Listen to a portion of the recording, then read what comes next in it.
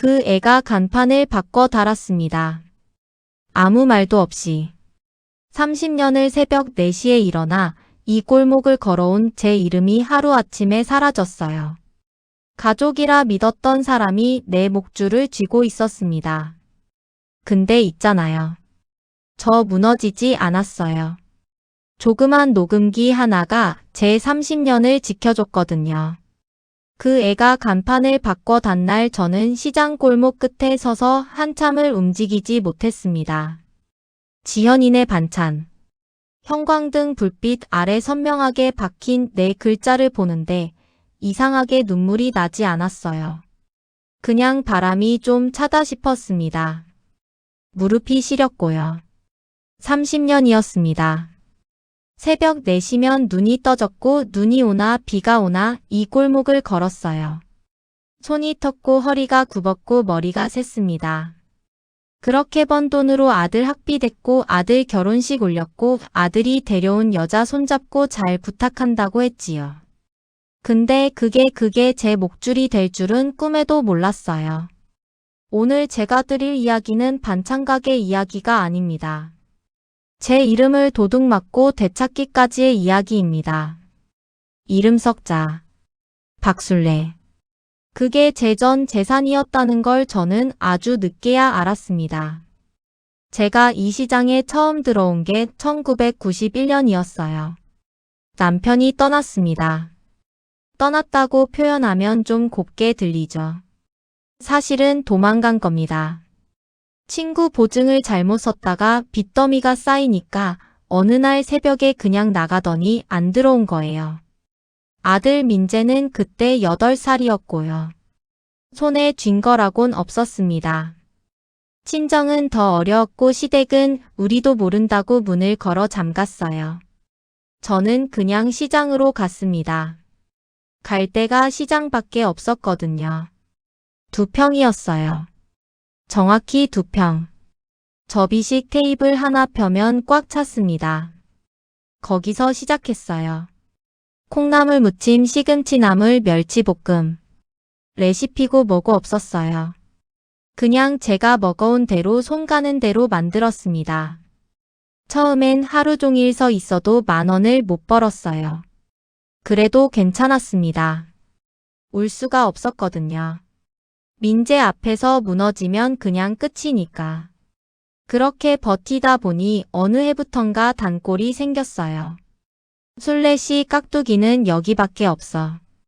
그 말 한마디가 얼마나 힘이 됐는지 모릅니다. 사람이 별거 아닌 말 한마디에 살기도 하고 또 죽기도 하잖아요. 민재가 고등학교 들어가던 해 냉장 쇼케이스를 처음 들여놨어요. 그게 그렇게 뿌듯할 수가 없었습니다. 제 가게가 된 것 같았거든요.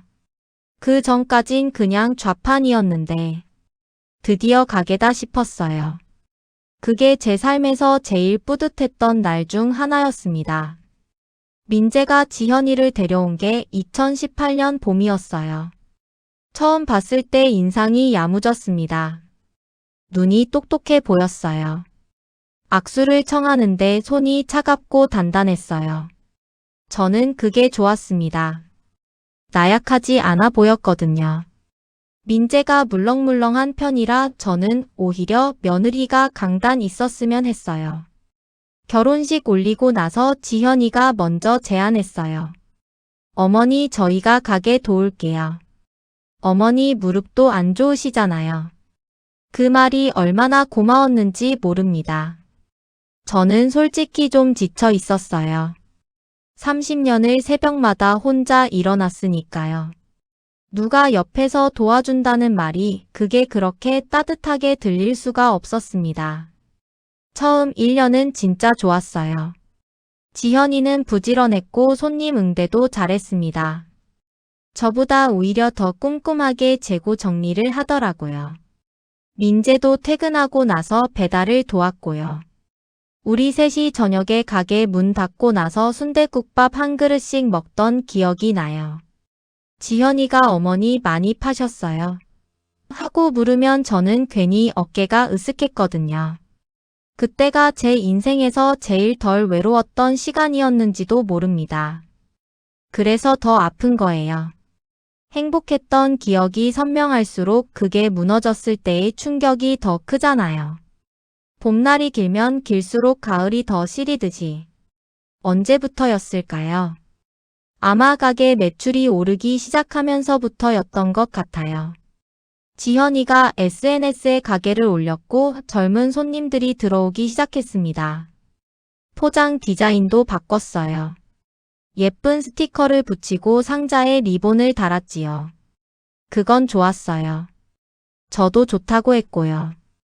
근데 어느 날 보니까 간판이 바뀌어 있었습니다. 아무 말도 없었어요. 물어보지도 않았어요. 그냥 어느 날 아침에 와 보니까 술래네 반찬이 사라지고 지현이네 반찬이 걸려 있었습니다. 저는 지현이한테 조심스럽게 물었어요. 지현아, 간판은 왜 바꿨어? 지현이가 웃으면서 그러더라고요. 어머니, 요즘은 젊은 이름이 더 잘 팔려요.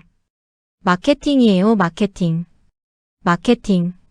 저는 그 단어 앞에서 더 이상 아무 말도 못했어요. 제가 모르는 세상 얘기 같았거든요. 그냥 그런가 보다 했습니다. 근데 그 다음부터였어요. 단골 손님들이 어머니는 요새 안 나오세요?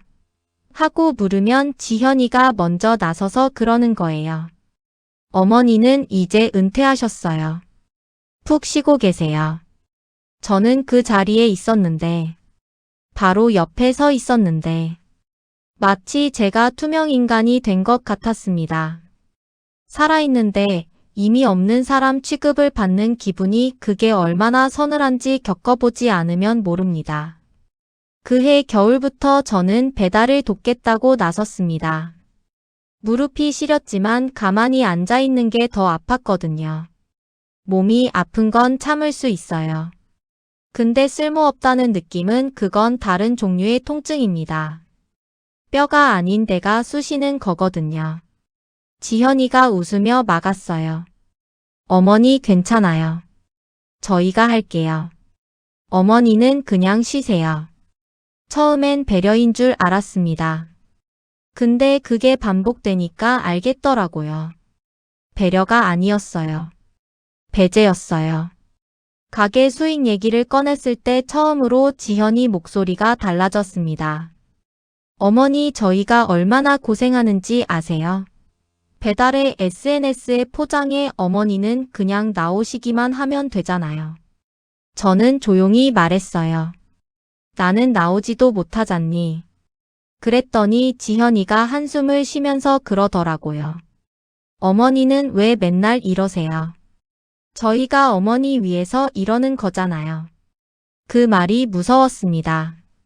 내 위해서 한다는 말이 어떻게 그렇게 차갑게 들릴 수가 있는지. 위한다는 말로 사람을 가두는 방식이 있더라고요. 저는 그때 처음 알았습니다.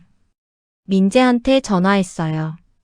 아들한테 이야기했더니 민재가 그러더군요. 엄마, 지현이가 얼마나 고생하는데. 엄마가 좀 이해해줘. 제가 30년을 키운 아들이었습니다. 그 아들 입에서 나온 말이 그거였어요. 그날 밤 저는 혼자 가게 앞 골목에 서서 하늘을 봤습니다. 별이 없었어요. 그냥 뿌연 하늘이었습니다. 저는 그 하늘한테 물었어요. 내가 뭘 잘못한 거냐고. 결정적인 일은 봄에 터졌습니다. 건물주 아저씨가 저를 따로 불렀어요. 시장 입구 커피숍에서 만났는데 아저씨 표정이 심상치 않았습니다. 술래씨, 나 이 건물 팔 생각인데 며느리한테 얘기 들었어요. 저는 몰랐습니다. 아무것도. 알고 보니 지현이가 석 달 전부터 건물주와 협상을 하고 있었어요. 가게 권리금 문제였는데 그 돈을 마련하겠다고 민재 명의로 제 전세 보증금 일부를 빼돌리려 했던 겁니다. 제 도장이 찍힌 위임장이 있었어요. 제가 써준 적 없는 위임장이. 손이 떨렸습니다. 집에 들어오는데 다리가 풀렸어요. 소파에 주저앉아서 한참을 그냥 있었습니다. 울지도 못했어요. 너무 어이가 없으면 눈물도 안 나오더라고요. 그날 밤 시장 동료인 옥분 언니한테 전화했어요. 언니는 저보다 10살이 많은데 살면서 별 일을 다 겪은 분이에요. 제 얘기를 듣더니 언니가 딱 한마디 했습니다. 술래야 녹음해. 저는 처음엔 그게 낯설었어요. 녹음이라니. 내 가족을 녹음한다는 게 그게 말이 되나 싶었거든요. 근데 옥분 언니가 그러더라고요. 가족이라는 사람들이 그렇게 할 때는 너도 가족이 아니라 당사자로 서야 해. 당사자. 저는 그 단어를 오래 붙들었습니다. 피해자도 아니고 엄마도 아니고 당사자. 내 일을 내가 처리해야 하는 사람. 그 말이 오히려 저를 일으켜 세웠어요. 다음 날 아침 저는 시장에 가기 전에 편의점에 들렀습니다. 조그만 녹음기를 샀어요. 손바닥보다 작은 거. 그걸 조끼 주머니에 넣고 가게로 갔습니다. 무릎이 쑤셨지만 발걸음은 이상하게 가벼웠어요. 석 달이었습니다. 석 달 동안 저는 매일 그 녹음기를 품고 다녔어요. 지현이의 말들이 쌓였습니다. 아들의 침묵도 쌓였고요. 어떤 날은 별것 없었고 어떤 날은 듣기 힘든 말들이 담겼어요. 저는 집에 와서 이어폰을 꽂고 다시 들으면서 날짜와 내용을 노트에 적었습니다. 늙은이가 무슨 증거냐고요? 아니요. 저는 그때 제 인생에서 가장 또렷하게 깨어 있었습니다. 노인복지관 법률 상담을 처음 간 날이 기억납니다.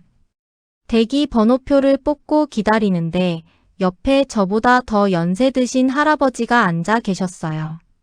서로 눈이 마주쳤는데 할아버지가 먼저 고개를 끄덕이시더라고요. 아무 말 없이. 그냥 끄덕.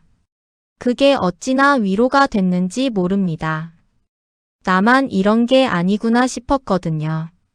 상담사 선생님이 녹음 파일을 듣더니 조용히 말했어요. 어머니 이거 충분합니다. 충분하다는 말이 그렇게 크게 들린 적이 없었어요. 30년을 살면서 제가 충분하다는 말을 들어본 적이 별로 없었거든요. 항상 더 해야 했고 더 참아야 했고 더 버텨야 했으니까. 법적 절차는 길었습니다. 지현이 측에서 처음엔 완강하게 나왔어요. 민재가 중간에서 어머니 제발 그냥 넘어가 달라고 했고요. 저는 처음으로 아들한테 단호하게 말했습니다. 민재야. 엄마가 평생 그냥 넘어갔잖아. 이번엔 안 돼. 결국 가게 권리금의 절반을 돌려받았어요. 위임장 건은 합의로 마무리됐고요. 아들과는 그 후로 오래 연락이 끊겼습니다. 먼저 전화하지 않았어요. 기다렸는데 오지 않았어요. 그게 슬프지 않았냐고요. 슬펐습니다. 근데 이상하게 홀가분하기도 했어요. 마치 오래 묵은 짐을 내려놓은 것처럼. 사랑하는 사람에게 상처받는 것과 그 사람 없이 서 있는 것. 둘 다 아프지만 방향이 달라요. 하나는 안으로 파고드는 아픔이고 하나는 밖으로 걸어 나오는 아픔이거든요. 저는 그 돈으로 시장 근처에 작은 가게를 다시 얻었습니다. 간판을 달던 날 저는 간판집 사장님한테 이름을 불러드렸어요. 박순례. 박순례. 사장님이 받아 적으면서 예쁜 이름이네요. 그러더라고요. 저는 그 말에 그만 눈물이 났습니다. 예쁜 이름. 30년 넘게 그 이름으로 살았는데 그 말을 그날 처음 들은 것 같았어요. 지금도 새벽 4시면 눈이 떠집니다. 습관이란 게 참 무섭지요. 몸이 먼저 알고 일어나요. 무릎은 여전히 시립니다. 손마디는 더 굵어졌고요. 거울을 보면 낯선 할머니가 저를 봐요. 아, 이게 나구나 싶습니다. 근데 있잖아요. 요즘은 그 할머니가 그렇게 싫지 않아요. 단골들이 하나둘 돌아왔습니다. 술래씨 깍두기 맛은 역시 여기야. 그 말 들을 때마다 저는 속으로 생각해요. 그래, 이 맛은 내 거다. 아무도 못 가져가. 시장이라는 곳이 참 묘해요. 사람이 오가고 물건이 오가고 세월이 오가는데 그래도 자리를 지킨 사람은 남아요. 쫓겨난 것 같아도 다시 돌아오면 그게 내 자리가 되더라고요. 저는 요즘 가끔 이런 생각을 합니다. 내가 좀 더 일찍 당당했더라면 어땠을까? 좀 더 일찍 내 이름을 불렀더라면. 엄마로 아내로 며느리로 살다가 나로 사는 법을 깜빡했던 거예요. 그게 제 잘못이라면 잘못이었습니다. 이 이야기를 듣고 계신 분들께 드리고 싶은 말이 있어요. 당신의 이름을 놓지 마세요. 누가 뭐라 해도 어떤 사정이 생겨도 이름 석자만큼은 꼭 붙들고 사세요. 그게 재산입니다. 건물도 아니고 통장도 아니고 내 이름으로 살아온 세월이 그게 아무도 못 빼앗는 진짜 재산이에요. 민재한테서 연락이 왔습니다. 얼마 전에. 짧은 문자였어요. 엄마 잘 지내? 저는 한참 들여다봤어요. 그리고 답장을 썼습니다. 응. 잘 지낸다. 그걸로 충분했습니다. 봄이 오면 깍두기 담을 거예요. 무가 달고 시원한 계절이거든요. 새벽 4시 알람이 울리기 전에 눈이 먼저 떠질 겁니다. 저는 또 이 골목을 걸어 나갈 거예요. 무릎이 시려도 발은 갑니다. 그게 저 박술래입니다.